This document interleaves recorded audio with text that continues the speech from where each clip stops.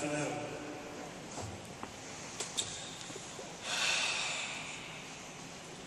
First, I want to say that it means a lot to me to see the turnout for tonight. It's amazing to see how many people actually care about your own father. And, you know, growing up with him as your father, you don't really know until you, to the end of time, who really cares. It's hard for me to be on the stage today. At first, I didn't know if I should do it or not. And then I asked God, I was like, God, please give me the strength to be able to come out here to talk about my father after 28 years and to let everybody know what a man he was and an inspiration to the Lucas family to have him as our father. I'm sure everybody remembers my father as an enforcer.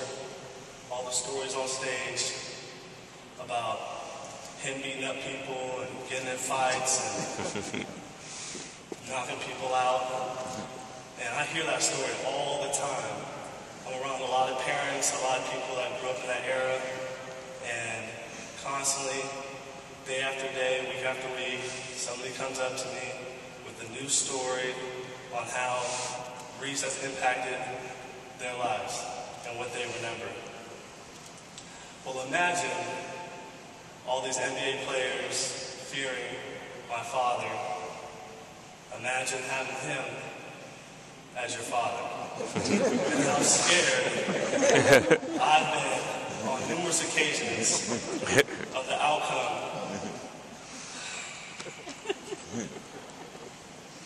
I know that growing up as a young man and having my brother and my sister and seeing the things that my dad has gone through and hearing all the stories, and I feel like he wanted us to grow up and be young men and young women, and the path that he chose growing up for us was to live in Portland and to live in Tigard of all places. I don't know why. I get crap about that all the time. You lived in Tigard? Where's Tigard at? Going to Tigard High School, everybody knew us in Tigard. They knew me, my brother, my sister, my cousin, Damien, and 2 other black families that lived. We all knew each other.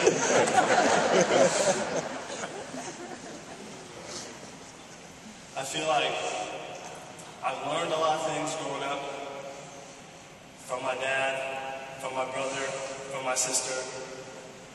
I've always been the one to observe my siblings and to see their mistakes and to learn from them. I always feared my father. You know, growing up, Pamela, my stepmom, I would get in trouble if I didn't do my laundry or if I talked back to her accidentally. Anything. And my dad would be out of town or he'd be gone on business or whatever. And I would remember Pamela saying, you know, I was never scared of Pamela. I was like, what? I was never scared until she said, wait until I tell your dad. My heart skipped a beat, and I'll go do whatever I had to do to make up. And there's been some instances where I had to deal with the punishment. You know, that comes along with having a father that's, you know, hard on you. And I feel like he made the decisions in life to better us and to help us grow as individuals. And I'm not mad at it. I'm not mad at it. The projects, my dad was raised in Pittsburgh, Pennsylvania. And, you know, he had a rough life growing up in the projects, you know, with my uncle, Daryl, fighting for everything that they needed. In the streets, you hear stories about bullies, about running from the bullies, and them having to man up and fight for their respect. And I'm just thankful that I didn't have to go through that, and I was raised in Tigard, Oregon.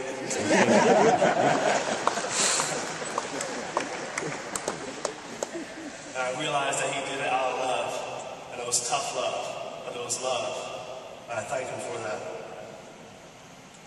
He taught us a lot of things growing up. At age 14, he made us all get jobs.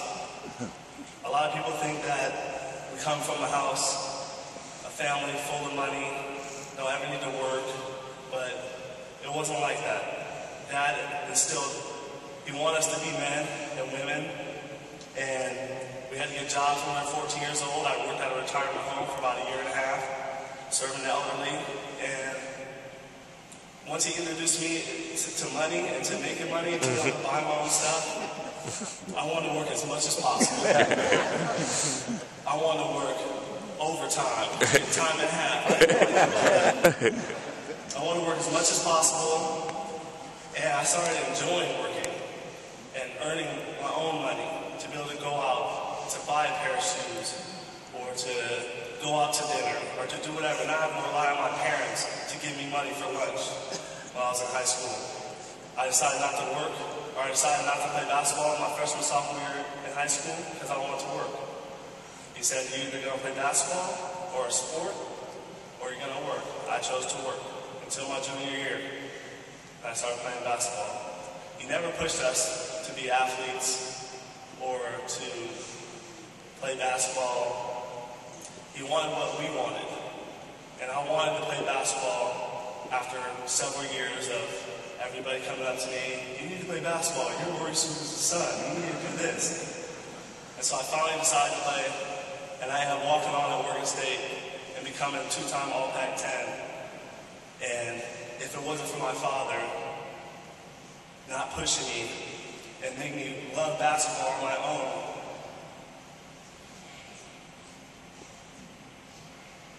I don't know where I'll be today.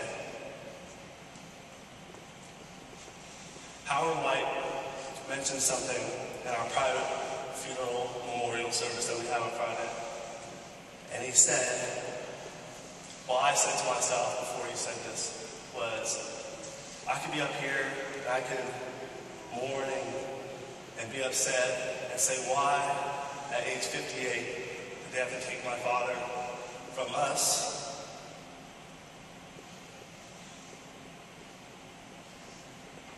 Or I can look at it another way and be thankful and grateful to be able to spend 28 years of my life having a father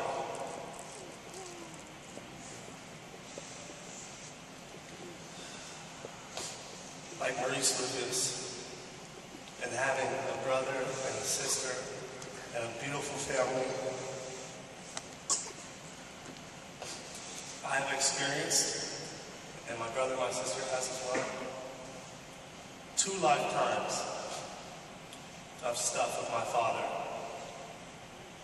And I'm very grateful for it. From all-star games, from being the water boy at Blazer games when he was playing, to running around in the rafters, throwing paper airplanes in this place, and hoping it would reach the bottom. It never did. I remember a trip, we went to Hawaii, and I think it was Maui. And my dad was like, I think we're gonna rent a boat. I was like, rent a boat? I was like, and go where? There's no lakes here. And he's like, you go to the ocean. And I was like, have you ever ridden a boat? Or just driven a boat? He's like, no. We're gonna find out. And so I'm thinking like, okay, we're gonna go get a nice big boat, where you can go down to the bottom and have something to eat. It's got a little refrigerator and stuff, a bed if you want to take a nap. We get to the boatyard, and we're looking around, and I don't see a boat that I'm imagining. We end up getting a boat, if you want to call it a boat. It had 2 seats in the back facing the engine, and it had 2 seats in the front, facing the front. There's nowhere to sit, and there's 4 of us. And we get in the ocean, and we're going with hitting waves. Boof, boof. I'm scared for my life. My brother's up front like, yeah! Pamela is sick. And all she can say is, get me off this thing. And we went to an island. It's an island off of Maui. And we went to this island. We finally reached it. And it was the most beautiful thing I've ever seen. It was a U-shaped island. There was tons of boats. And, you know, it's the little memories like that where you're grateful to be able to experience those kind of things. You're scared at the time, but after a while you look back and you laugh and you have so many wonderful memories. And my dad there was an anchor, and everybody's anchored to the bottom, to the coral, to the rocks or whatever. And we're the only boat out there that wasn't anchored. The boat's getting closer to the island, to the rocks, because it was like a big rock, and it was getting closer and closer.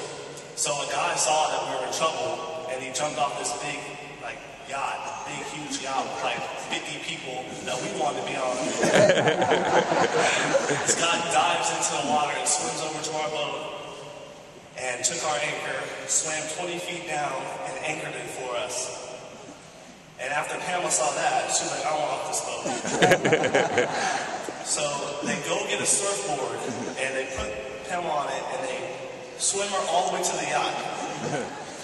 So me, Kristen, and Maurice, and my dad, are sitting on this boat. Like, she had a big hamburger, the size of, it was huge. And she's just over there eating and waving, all of a sudden feeling better. And we're over there upset. And it's a wonderful thing to remember those memories. One more story. I remember us going skiing. And I don't know if we look like skiers, because we're not. We don't ski. We don't snowboard. We don't rock climb. We don't do any of that stuff.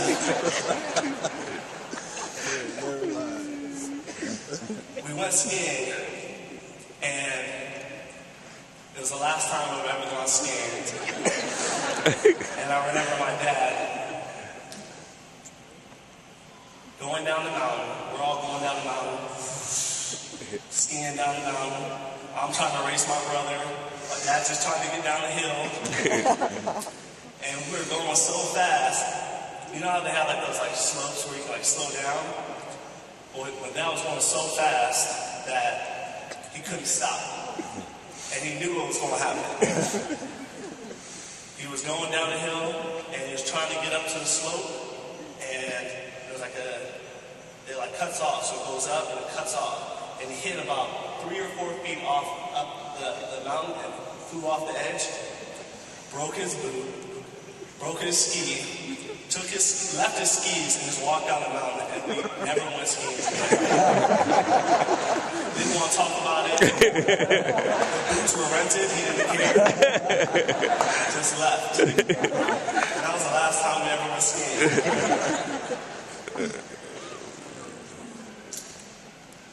I want to mention, I've learned today that you can never take anything for granted, especially your family.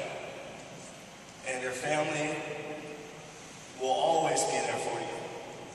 And I know that my family has always been there for me, and my father has always been there for me. And he's been my